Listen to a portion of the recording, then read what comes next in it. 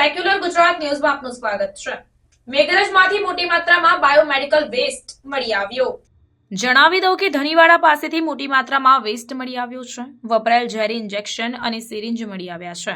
જાહેર રોડ પર medical waste નાખતા તત્વો સામે રોષની લાગણી ફેલાઈ રહી છે। તંત્ર આવા તત્વો સામે દંડનીય કાર્યવાહી કરે તે જરૂરી બન્યું છે।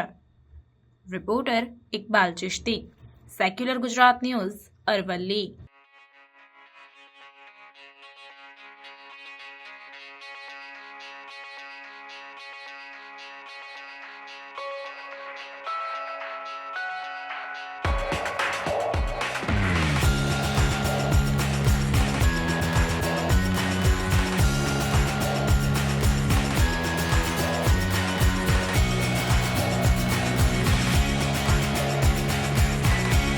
સમાચારોની અવનવી અપડેટ્સ માટે જોતા રહો સેક્યુલર ગુજરાત ન્યૂઝ।